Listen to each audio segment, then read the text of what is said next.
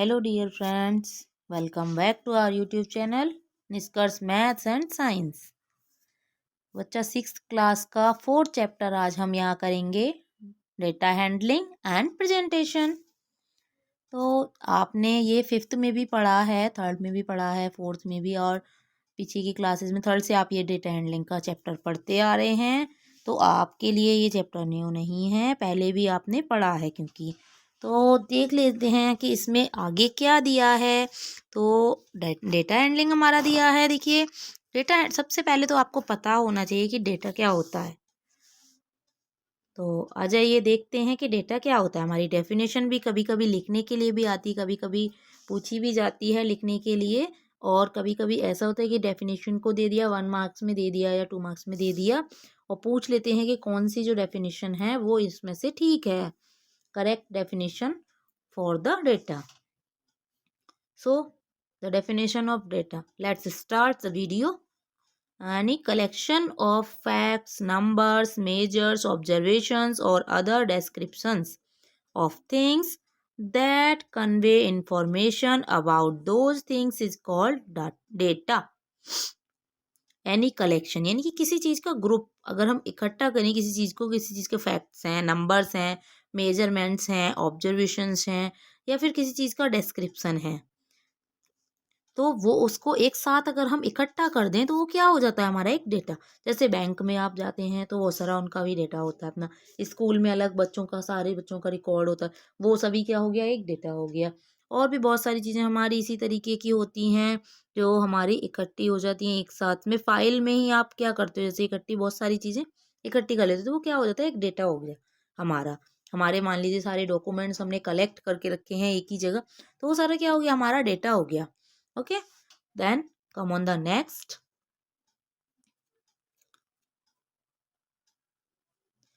4.1 जो आपका टॉपिक है वो है collecting and organising data.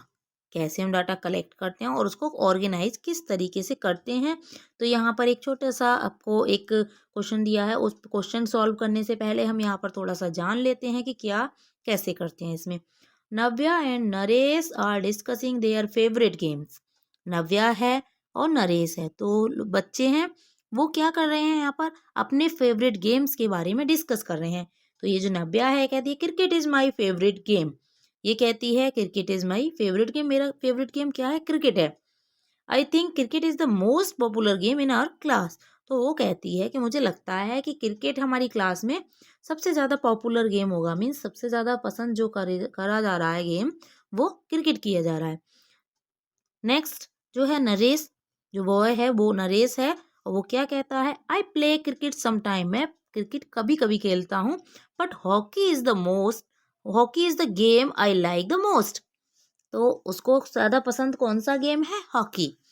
I am not sure how can be find the most popular game in our class. तो वो कहता है, नरेश जो है, नरेश कहता है कि आई एम नॉट श्योर, मैं श्योर नहीं हूँ, पक्का मुझे नहीं पता है, लेकिन अगर हमें अपनी क्लास का मोस्ट पॉपुलर गेम निकालना हो तो वो हम किस तरीके से निकालेंगे। तो चलिए देखते हैं आगे आगे क्या बात होती है इनकी। तो नव्या कहती है, सॉरी नरेश कहता है, to figure out the most popular game in their class they should Navya and Naresh do, what should Navya and Naresh do, can you help him, क्या आप उनकी हेल्प कर सकते हो। ये नरेश भी नहीं है, ये थर्ड पर्सन है कोई, वो पूछता है कि देखो क्या ये लोग क्या करेंगे, अभी जो नव्या और नरेश हैं उनको क्या करना चाहिए, और क्या आप उनकी हेल्प कर सकते हो, मोस्ट पॉपुलर गेम उनको निकालना है ना। Naresh and Navya decided to go to each student in the class and ask what their favorite game is. इसके बाद नव्या और नरेश जो हैं दोनों बच्चों के पास जाते हैं, हर स्टूडेंट के पास जाते हैं अपनी क्लास के, और क्या करते हैं, उनसे उनका फेवरेट गेम पूछते हैं। Then they prepared a list. Navya is showing the list. फिर वो क्या करते हैं, एक लिस्ट को प्रिपेयर करते हैं, और नव्या वो लिस्ट शो कर रही है। तो वो जो लिस्ट है वो आपको यहाँ दिखाई दे रही है। ये जो लिस्ट है आप देख पा रहे हैं, ये लिस्ट यहाँ मैंने यहाँ पर शो भी किया है। महनूर जो है वो उसको कबड्डी पसंद है, जुबमिन को हॉकी, सिमरन कबड्डी, नान को सतोलिया पिट्ठू जो होता है आपका फिर अंकिता को कबड्डी है, ईमान को। इस तरीके से सारे बच्चों का उन्होंने पूछ के कि क्या क्या किसको गेम पसंद है, वो उन्होंने पूरा एक रिकॉर्ड तैयार कर लिया। उनकी क्लास में ये 31 स्टूडेंट्स हैं, उनका डेटा उन्होंने तैयार कर लिया है अभी। अब क्या करना है उनको, अब वो क्या करते हैं, सी सेज हैप्पीली, और वो कहती है, नव्या कहती है हैप्पीली, खुश होकर कहती है, I have collected the data, I can figure out the most popular game now, कि मैंने जो डेटा है वो कलेक्ट कर लिया है। आई कैन फिगर आउट, अभी मैं उसको फिगर आउट कर सकती हूँ, निकाल सकती हूँ मोस्ट पॉपुलर गेम नाउ, जो हमारी क्लास का सबसे ज़्यादा पॉपुलर गेम है, मीन्स सबसे ज़्यादा बच्चे जिस गेम को पसंद करते हैं वो गेम मैं अभी यहाँ पर निकाल सकती हूँ। A few other children are looking at the list and wondering, तो उसमें से कुछ बच्चे जो हैं वो उस लिस्ट को देखते हैं और वो चौंक जाते हैं। We cannot, we can't yet see the most popular game, कि हम इसमें से जो मोस्ट पॉपुलर गेम है वो नहीं देख सकते। How can B get it from this list, हम इस लिस्ट से उसको हम कैसे पता कर सकते हैं। तो चलिए आ जाते हैं कि हम कैसे पता कर सकते हैं। तो अभी आपका फिगर इट आउट स्टार्ट हो गया है, इसी गेम के बारे में है। पहले आपकी एक्सरसाइज है, ये फर्स्ट एक्सरसाइज इस चैप्टर की हमारी, पेज नंबर 75 एंड 76 पर इसके क्वेश्चन दिए हैं। तो फर्स्ट क्वेश्चन है हमारा बच्चा, what would you do to find the most popular game among Naresh and Navya's classmates. तो व्हाट वुड यू डू, तो आप क्या करेंगे to find the most popular game, most popular game निकालने के लिए among Naresh and Navya's classmate, किसके बीच, नरेश और नव्या के जो क्लासमेट्स हैं उन सभी के बीच में कौन सा गेम जो है वो फेमस है, उसको निकालने के लिए आप क्या करेंगे। तो देखिए हम क्या करेंगे, we will make a table of the data by और arranging in 3 rows like this, 3 rows में हम उनको अरेंज करेंगे। तो आप देख पा रहे हैं मैंने यहाँ पर एक टेबल बनाई है और इस तरीके से उनको टैली मार्क्स के थ्रू शो किया है। तो ये जो नंबर्स ये हमारे आप देख रहे हैं, ये मैंने जो यहाँ पर ऐसे लाइंस बनाई हैं और वो ऐसे भी क्रॉस किया है, तो वो ये जो नंबर्स हैं हमारे, ये टैली मार्क्स बोलते हैं हम इनको। और ये हमारे 4 तक, अगर हमारा कबड्डी है, मान लीजिए हमने फर्स्ट जो हमारा गेम लिया, हमने कबड्डी लिया, हॉकी लिया, सतोलिया, ये मीन्स पिट्ठू and cricket, badminton and football, ये सारे हमने गेम्स एक कॉलम में लिख लिए, सॉरी एक रो में लिख लिए। दूसरा हमारा है टैली मार्क्स का लिख लिया हमने। थर्ड नंबर पे हमने नंबर ऑफ स्टूडेंट लिख लिया। अभी हमने नंबर ऑफ स्टूडेंट लिया है, यहाँ पर नेम नहीं लिए हैं, क्योंकि अगर हम नेम लेंगे तो वो तो पीछे ही हमारा सारा दे रखा है जो नव्या ने कलेक्ट किया था डेटा।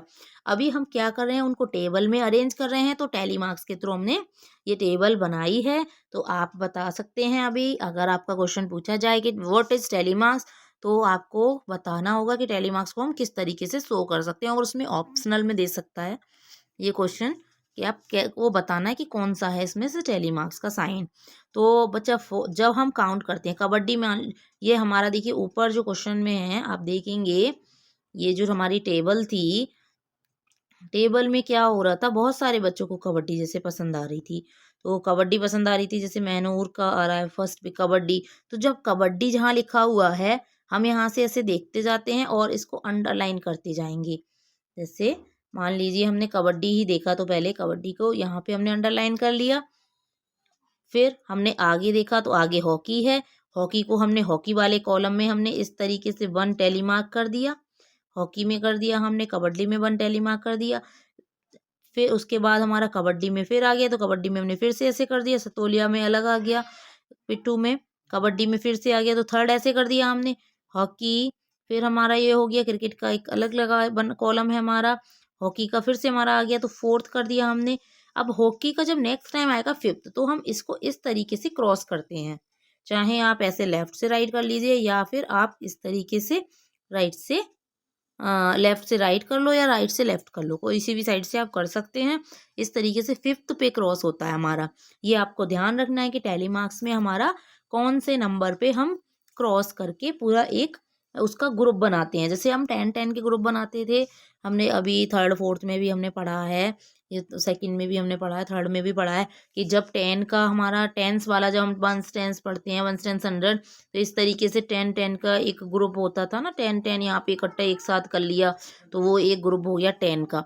फिर 100 का अगर बनाना है तो यहाँ पे बहुत सारी ऐसी बहुत सारी आपको स्टिक्स या कोई भी चीज़ है उसका बंडल बना हुआ है, तो वो 100 सबको ये यहाँ पर ग्रुप बना होगा 100 का।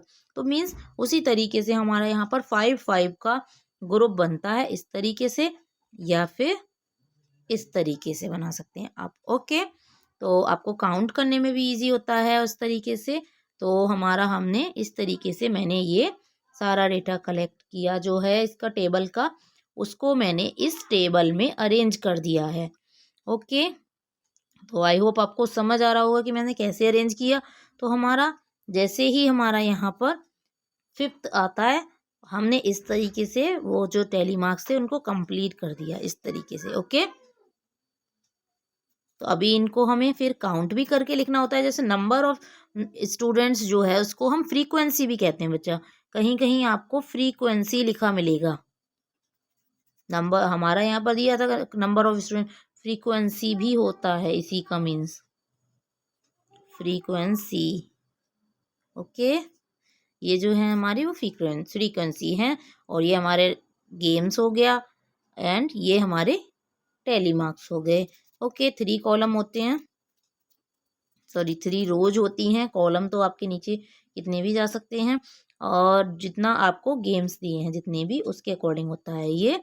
तो कबड्डी जो हमारा था वो 6 स्टूडेंट्स लाइक कर रहे थे कबड्डी को, हॉकी को 8 स्टूडेंट्स एंड सतोलिया पिट्ठू को 5 स्टूडेंट्स का आप के लाइक कर रहे थे। क्रिकेट को हमारे 6 स्टूडेंट्स ने लाइक किया, बैडमिंटन को सिर्फ 2 स्टूडेंट्स ने ही लाइक किया, फुटबॉल को 4 स्टूडेंट्स ने लाइक किया। और टोटल आप यहाँ काउंट करके देखेंगे कि ये जो हमारा नंबर ऑफ स्टूडेंट्स है, ये हमारा जितने हमारे पीछे दे रखे थे मैंने काउंट किया था तो 31 आ रहा था, तो 31 स्टूडेंट्स का ये डेटा था।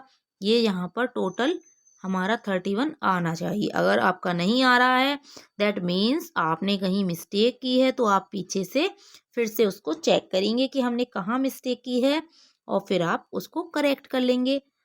Now come on the next question. Question number 2. What is the most popular game in their class? तो आप देखेंगे मोस्ट पॉपुलर गेम देखने के लिए हम क्या करेंगे, जिसकी फ्रीक्वेंसी सबसे ज़्यादा, किसकी थी फ्रीक्वेंसी सबसे ज़्यादा, ये हमारी फ्रीक्वेंसी किसकी 8 हमारा जो है यहाँ पर बिगेस्ट नंबर है, लार्जेस्ट नंबर है, किस गेम का है, हॉकी का। Then hockey is the most popular game in their class. 8 students like it. Now come on the third question. Try to find out the most popular game among your classmates. आपको अपनी classmates के बीच में कौन सा game most popular है वो आपको find out करना है। तो ये आप जैसे टेबल क्वेश्चन 1 हमने सॉल्व किया था टेबल बना के इस तरीके से, तो उसी तरीके से आपको ये क्वेश्चन खुद से सॉल्व करना है अपनी क्लास के according. Okay, now come on the next question, question number 4. Pari wants to respond to the questions given below. Put a tick right for the questions where she needs to carry out data collection and put a cross for the questions where she doesn't need to collect the data. Discuss your answer in the classroom. अभी परी जो है वो respond करना चाहती है, questions का answer देना चाहती है, मीन्स तो आपको जिन क्वेश्चंस में हमें डाटा को कलेक्ट करने की ज़रूरत है उनमें आपको राइट मार्क करना है, और जिसमें हमें डाटा कलेक्ट नहीं कर सकते हैं तो उसमें हमें रॉन्ग का साइन लगाना है, मार्क हमें करना है। तो चलिए आ जाते हैं, देख लेते हैं क्या हमारे क्वेश्चंस दिए थे। ए पार्ट देख लीजिए, what is the most popular TV show among her classmates. तो उसकी क्लासमेट्स में जो मोस्ट पॉपुलर टीवी शो है वो कौन सा है। तो हो सकता है देखिए कुछ बच्चे को कोई सा गेम, जैसे आप भी देखते हैं बिग बॉस देखते हैं या कार्टून देखते हैं कोई से, या और भी कोई से बहुत सारे सीरियल्स वगैरह आते हैं, या कार्टून्स में ही मान लीजिए कार्टून्स में आप लोग देखते हैं कि जैसे टॉम एंड जेरी देख लिया आपने, पेपा पिग देख लिया, कितने बच्चे कौन सा कार्टून देखते हैं उस तरीके से आपको ये सॉल्व करना होगा। ओके, तो उसमें हमें एक डेटा की ज़रूरत पड़ेगी, we need a data, then we will organise it then it is right. When did, now B part, when did India get independence? India हमारा कब इंडिपेंडेंस हुआ? तो इसका तो आंसर आपका सिंपल एक ही आंसर मिलेगा सारी क्लास से अगर आप पूछोगे. Every child will give the same answer, that is 14 August 1947. No, that is not correct. India became independence at 15th August 1947 and Pakistan became independent on 14th August 1947. So remember it. Now come on the C part. How much water is getting wasted in her locality? कितना पानी उसकी locality में waste किया जाता है? तो सभी के घर में किसी के कम किया जाता है, किसी के ज़्यादा किया जाता है. तो उसी के अकॉर्डिंग वो जो डेटा होगा वो, जैसे मान लीजिए किसी ने 4 लीटर किया, किसी ने 5 लीटर वेस्ट किया, किसी ने 2 लीटर किया, किसी ने 0 भी किया होगा, बिल्कुल वेस्ट नहीं किया, किसी ने 1 भी किया, किसी ने 2 भी किया. तो और सारे हाउस के अकॉर्डिंग अलग अलग डेटा होगा और कुछ का सेम भी हो सकता है. तो इसीलिए यहाँ पर हमें डेटा कलेक्ट करने की ज़रूरत होगी. Then we will put a right mark here. Now come on the D part. What is the capital of India? अब इंडिया की कैपिटल बहुत सारी तो नहीं होंगी ना. इंडिया की कैपिटल क्या है? वैसे आप इसका आंसर कमेंट बॉक्स में देंगे. Now come on the next page.